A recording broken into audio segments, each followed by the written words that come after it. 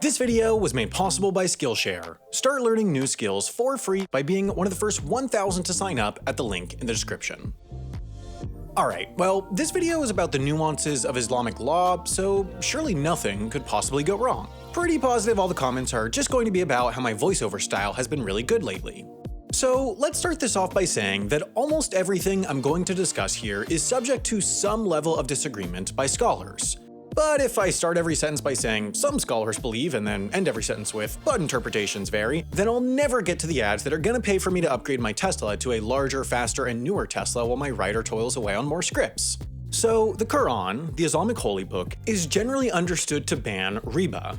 Why they hate charming southern sitcoms is beyond me, but apparently, riba is often also translated to mean interest, as in the type you pay on a loan, not the type girls never showed me in middle school.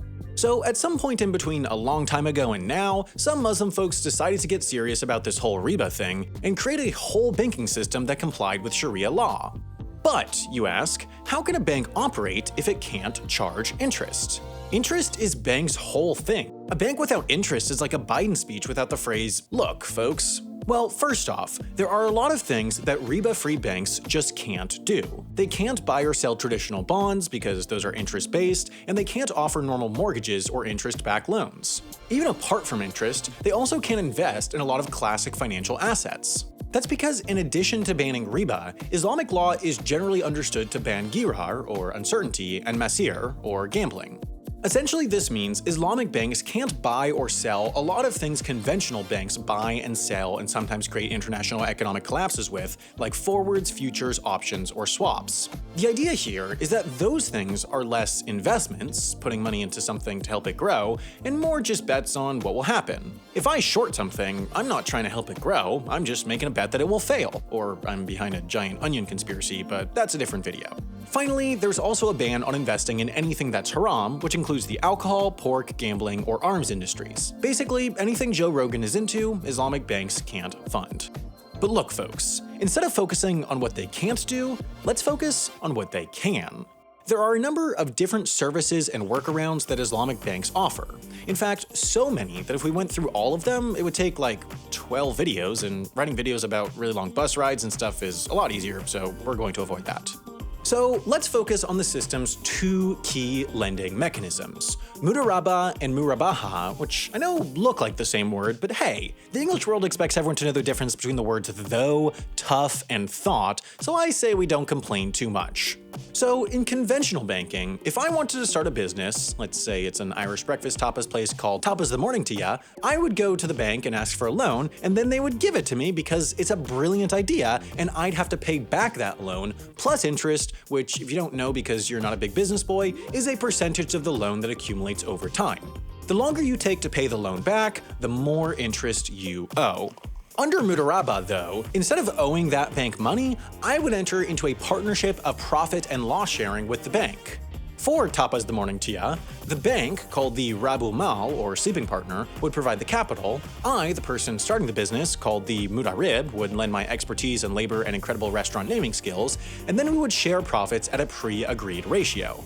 If Tapas the Morning to Ya failed, which again is impossible because it's literally the perfect idea, but if it did, the bank and I would lose equally in proportion to our ownership. There's also a popular version of this called Musharaka, which is the same except there can be more than two parties and all of them have the right to be involved in management. But the most common tool used in Islamic finance is called Murabaha. So let's say I want to get a loan to make a big purchase, like a house or an even faster Tesla that I won't let my writer touch nor look at. Well, instead of a mortgage, where I would get a loan from the bank, buy the house, and then pay the bank back with interest, under Murabaha, the bank would buy that house and then sell it back to me at a higher predetermined price, which I can pay to them over time. This doesn't violate the riba ban because, according to the banks, there can be a legitimate difference between the cash price and the credit price of something.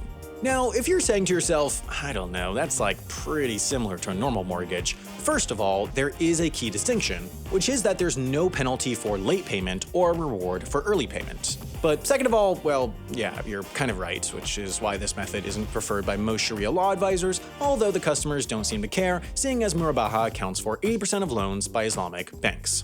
Now, to be clear, not all Muslims use Islamic banking. In fact, the majority don't, but still, it's gotten pretty popular in recent years. As of 2019, there were over 430 Islamic banks, plus a couple hundred mutual funds, which in total hold about $2 trillion in assets, which is approximately 1% of the world's assets, or about 8% of the assets of the world's billionaires. You know how you can become one of those billionaires? Have your dad give you $1 billion.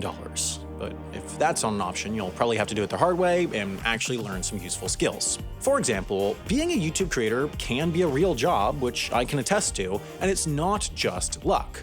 There are real hard skills that can give you a huge leg up, and MKBHD's brand new course on YouTube success does a fantastic job of explaining those.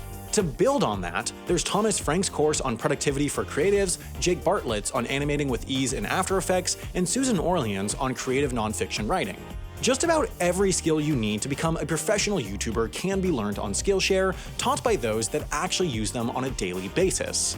In fact, Skillshare has thousands of other classes for creative and curious people, from illustration to marketing to creative writing to music production, to one of how to make the perfect grilled cheese sandwich. So if you're interested in bettering yourself and learning the skills needed to do what you want to do, you can join Skillshare's community of learners for free if you're one of the first 1,000 to sign up at the link in the description.